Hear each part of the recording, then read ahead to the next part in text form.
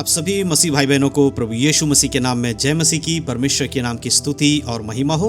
इस नए वीडियो के माध्यम से मैं आप सभी का स्वागत करता हूं। दोस्तों, कई बार आपने ये कहते हुए लोगों को सुना होगा कि परमेश्वर पे विश्वास करने वालों के जीवन में कुछ भी होता है, सब कुछ मिलाकर भलाई को उत्पन्न करता है। जी हाँ दोस्तों, बाइबल में ये बातें लिखी गई हैं। जो प्रभु यीशु मसीह पे विश्वास करेगा उसके जीवन में जो भी प्रॉब्लम्स होंगी, उन सारी प्रॉब्लम्स को बदलकर परमेश्वर भलाई को उत्पन्न करेगा। और ये सत्य है। अगर आप प्रभु यीशु मसीह पे विश्वास करते हैं, आप एक विश्वासी हैं, तो कई बार आपके जीवन में बहुत सारी प्रॉब्लम्स आती हैं, क्योंकि जो व्यक्ति प्रभु यीशु मसीह पे विश्वास करता है और एक पवित्र जीवन जीता है, उसके जीवन में प्रॉब्लम्स आती हैं। तो जब भी आपके जीवन में प्रॉब्लम आए तो आपको क्या सोचना है? अगर आप एक पवित्र जीवन जीते हैं तो आपको समझना होगा कि आपके जीवन में प्रॉब्लम्स इसलिए आ रही है ताकि आप परमेश्वर से दूर हो जाए। शैतान आपके जीवन में प्रॉब्लम्स को लेकर आता है ताकि आप प्रभु को छोड़कर शैतान के संग फिर से वापस चले जाए। इसलिए कई बार लोगों के जीवन में प्रॉब्लम्स आती है। तो ऐसे में बहुत सारे लोग क्या करते हैं, परमेश्वर के वचन को याद करते हैं, उस वचन को जहाँ पर यह लिखा है कि मसीह लोगों के जीवन में चाहे कुछ भी होगा, सब कुछ मिलाकर भलाई को उत्पन्न करेगा। और इस विश्वास के साथ वो उस मुसीबत में से निकल जाते हैं। और कई बार कुछ लोगों की मुसीबतें सही हो जाती हैं और कुछ लोगों की मुसीबतें सही नहीं होती हैं। तो जिन लोगों के जीवन से प्रॉब्लम सही हो जाती हैं वो तो परमेश्वर को धन्यवाद दे रहे होते हैं। लेकिन कई बार ऐसा देखा जाता है कि बहुत सारे लोगों के जीवन में से मुसीबतें, परेशानियां खत्म नहीं होती हैं।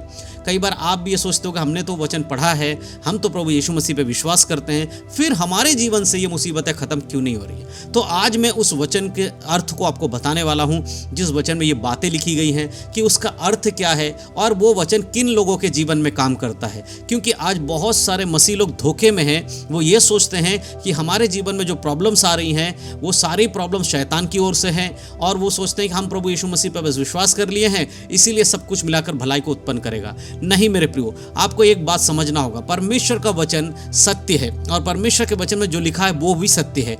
इसीलिए वो वचन तो घटेगा ही, लेकिन हर किसी के जीवन में नहीं घटता है। हर कोई ये सोचेगा कि मेरे जीवन में मुसीबत आ गई है, अब मैं वचन पढ़ लेता हूँ कि परमेश्वर वचन में लिखा है कि सब कुछ मिलाकर भलाई उत्पन्न करेगा, तो मेरे जीवन में भलाई होगा। नहीं मेरे प्रियो, सबसे पहले आपको उस वचन को समझना होगा और उस वचन की बातों को समझना होगा। आंख बंद कर किसी भी चीज़ पे विश्वास ना करें, बाइबल को अच्छे से पढ़ें, समझने की कोशिश करें। तो सबसे पहले चलिए हम उस वचन को पढ़ते हैं कि उस वचन में आखिर क्या लिखा गया है और कैसे वो वचन काम करता है। तो हम वचन पढ़ेंगे रोमियो की पत्री, उसका 8 अध्याय और 28 आयत। यहाँ पर लिखा है, इस वचन में हम पढ़ते हैं, लिखा है, हम जानते हैं जो लोग परमेश्वर से प्रेम रखते हैं उनके लिए सब बातें मिलाकर भलाई को उत्पन्न करती हैं, अर्थात उन्हीं के लिए जो उसकी इच्छा के अनुसार बुलाए हुए हैं।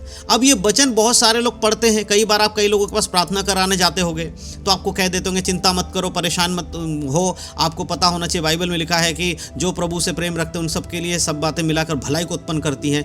आप इतना सुन लेते हो और आप खुश हो जाते हो, लेकिन उसके आगे की लाइन बहुत कम लोग पढ़ते हैं। उसके आगे की लाइन में लिखा है, अर्थात ये वचन उन्हीं के जीवन में काम करेगा जो परमेश्वर की इच्छा के अनुसार बुलाए हुए हैं। यानी प्रभु ने अगर आपको बुलाया है, परमेश्वर ने अगर आपको चुना है, और उस परिस्थिति में अगर आपके जीवन में कोई प्रॉब्लम्स आती हैं, तब परमेश्वर उन प्रॉब्लम्स को आपकी भलाई के लिए उत्पन्न करेगा। जैसे पौलुस को परमेश्वर ने चुना था और पौलुस के जीवन में बहुत सारी प्रॉब्लम्स आई और उन प्रॉब्लम्स को परमेश्वर ने भलाई में बदल दिया। उन प्रॉब्लम्स की वजह से बहुत सारे लोगों के जीवन में उद्धार आया। उसी प्रकार से बाइबल में बहुत सारे लोग हैं जिनके जीवन में प्रॉब्लम्स आए और उस प्रॉब्लम की वजह से बहुत सारी चीजें अच्छी भी हुई। लेकिन हर किसी के जीवन में वचन लागू होता है? नहीं मेरे प्रियो, सिर्फ उन लोगों के लिए जो परमेश्वर से प्रेम रखते हैं। अब परमेश्वर से प्रेम रखना क्या होता है? परमेश्वर से प्रेम रखना यह होता है, जैसे कि यूहन्ना की किताब में यीशु मसीह कहते हैं कि जो मुझसे प्रेम रखता है वो मेरी आज्ञाओं को मानेगा। यानी कि जो व्यक्ति यीशु की आज्ञाओं को मानेगा वो उससे प्रेम रखता है, परमेश्वर से। और परमेश्वर से प्रेम रखने वाले से ही परमेश्वर क्या करते हैं? इच्छा रखते हैं, अपनी इच्छा को उसके जीवन में पूरा करते हैं। तो हर कोई आए, हर कोई ये सोचे कि हाँ भाई ये वचन तो मेरे लिए। नहीं मेरे प्रियो, अगर आपका जीवन पवित्र नहीं है और आप एक मसीह जीवन सही से नहीं जीता, आप चर्च जा रहे हैं, आप बाइबल पढ़ रहे हैं, प्रार्थना कर रहे हैं, सब कुछ अच्छा कर रहे हैं, लेकिन आपका जो व्यक्तिगत जीवन है वो बिल्कुल बेकार है। आप जब चर्च से घर आ जाते हैं तो आप फिर से वही चीज़ करने लगते हैं, आपके मुंह से गालियां निकल रही हैं, आप दूसरों के संग अच्छे से व्यवहार नहीं कर रहे हैं, आप जैसे पहले थे वैसा ही जीवन जी रहे हैं। बस संडे के दिन जब आप चर्च में जाते हैं तब आप बड़े धर्मी बन जाते हैं। तो फिर आप सोचते हैं कि हाँ मैं तो मसीह बन गया हूँ, इसीलिए मेरे जीवन में जो कुछ होगा सब कुछ मिलाकर भलाई उत्पन्न करेगा। ऐसा बिल्कुल भी नहीं होता है। और ऐसे लोग जो ये सोचते हैं कि बुराई में चलने के बाद भी उनके जीवन में भलाई उत्पन्न होगा, जब उनके जीवन में भलाई उत्पन्न नहीं होता है तो वो प्रभु को छोड़ देते हैं, फिर प्रभु पर दोष लगाने लगते हैं। मैं इतने साल से प्रभु में था, मैं इतने साल से परमेश्वर के संग चल रहा था, आज तक परमेश्वर ने मुझे कभी भी सही रीति से नहीं चलाया, मेरे जीवन में मुसीबतें कभी नहीं हुई। इस तरह से प्रभु को दोष लगाकर वो परमेश्वर से दूर हो जाते हैं। इसलिए मेरे प्रियो, बहुत ज़रूरी है कि आप इन वचनों को जो पढ़ते हैं उनको समझिए कि उसका अर्थ क्या। हवा में बातें मत करिए, क्योंकि आप इस तरह से अगर हवा में ही सब चीज़ें समझने लगेंगे तो आप प्रभु में नहीं बढ़ पाएंगे। अब आपको क्या करना चाहिए? अब आपको खुद के जीवन को परखना चाहिए कि क्या मैं सच में परमेश्वर की इच्छा के अनुसार बुलाया हुआ हूँ। अगर नहीं हूँ तो परमेश्वर की इच्छा के अनुसार होना चाहिए। आपको प्रार्थना करना चाहिए कि प्रभु मुझे अपनी इच्छा दिखा, मेरे जीवन में अपनी इच्छा को पूरी कर। प्रार्थना में बैठें। एक और वचन मैं आपके लिए पढ़ूंगा, इसी से रिलेटेड हम पढ़ेंगे भजन संहिता उसका 34 अध्याय और वचन 9। जब हम यहाँ पढ़ते, लिखा है, यहोवा के पवित्र लोगों उसका भय मानो, क्योंकि उसके डरवैयों को किसी बात की घटी नहीं होती है। यहां पर परमेश्वर क्या कह रहा है? यहोवा के डरवैयों को किसी बात की घटी नहीं होती। यहोवा के लोगों क्या करो? उसका भय मानो। जो परमेश्वर के भय में जीवन जीता है उसके लिए सारी बातें मिलाकर भलाई उत्पन्न करती है। जो ऐसे ही मसीह बन के घूम रहा है, जिसके नाम के आगे मसीह लिखा हुआ, कोई अपने नाम के आगे मैसी लगा रखा है, मसीह लगा रखा है, तो सोचेंगे कि ये हम क्रिश्चियन बन गए। नहीं मेरे प्रियो, किसी का नाम बदल लेने से उसका स्वभाव नहीं बदलता है। आपका स्वभाव बदलना चाहिए, क्योंकि बाइबल हमें बताती है तुम्हारे मन के नए हो जाने से तुम्हारा चाल चलन भी बदलता जाए। जब तक आपका स्वभाव, आपका चाल चलन नहीं बदलता, ये वचन आपके जीवन में कैसे काम करेगा? इसीलिए बहुत सारे लोग मुसीबत के समय परेशान हो जाते हैं कि उनके जीवन में प्रभु के वचन के अनुसार काम क्यों नहीं हो रहा है। बार बार प्रार्थना कर रहे हो तो प्रभु आपके वचन में लिखा है कि मसीह लोगों के लिए सब कुछ मिलाकर भलाई उत्पन्न करेगा। कहाँ लिखा है बाइबल में कि मसीह लोगों के लिए सब कुछ मिलाकर भलाई उत्पन्न करेगा? बाइबल में तो ये लिखा है, जो उसकी इच्छा के अनुसार बुलाए हुए हैं उनके लिए सब कुछ मिलाकर भलाई उत्पन्न करेगा। मसीह बन जाने से आपके जीवन में भलाई नहीं, मसीह बनना और मसीह के जैसा बनना, इन दोनों में फर्क है मेरे प्रियो। चर्च जाने वाला मसीह व्यक्ति नहीं है, चर्च में जाकर परमेश्वर के वचन के अनुसार जीवन जीने वाला मसीह व्यक्ति कहलाता है। तो अगर आपका जीवन परमेश्वर के वचन के अनुसार नहीं है, चाहे आप कितना भी चर्च जाओ, कितना भी प्रार्थना करो, कुछ भी करो, क्या उसका कोई प्रतिफल आपको मिलेगा? नहीं मिलेगा, क्योंकि परमेश्वर अपने वचनों से हटकर कुछ भी नहीं करेगा। इसीलिए प्रभु ने पहले ही बता दिया, जो मेरी आज्ञाओं को मानता है और जो मेरी इच्छा के अनुसार चलता है, उसके जीवन में अगर कोई प्रॉब्लम्स आएंगी, मुसीबतें आएंगी, तो मैं उसे भलाई में बदलूंगा।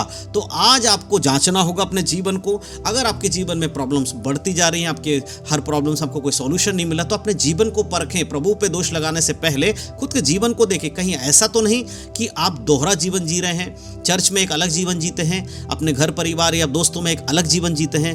आज 99% मसीह लोगों का जीवन ऐसा ही है। वो चर्च में आराधना तो करने जाते हैं, अपने हाथ उठा कर आराधना करके पवित्र पवित्र कहते हैं, लेकिन चर्च से वापस आने के बाद आपस में लड़ाई झगड़ा, पड़ोसियों के संग उठक बैठक करना, लड़ाई जो गलत शिक्षा है उसमें जाना, है ना, ठट्ठा करने वालों के साथ बैठना, मंडली में बैठना, बुराई करने वालों के संग रहना और उनके स्वभाव में खुद को चलाना, ये सारी चीज़ें अगर आपके अंदर है तो फिर आप कैसे प्रभु के वचन के अनुसार अपने जीवन में एक आशीष को पा सकते हैं? मेरे प्रियो, अगर आप चाहते हैं कि परमेश्वर की जो आशीष है, प्रभु का जो अनुग्रह है वो आपके जीवन में हो, तो सबसे पहले आपको बदलना होगा।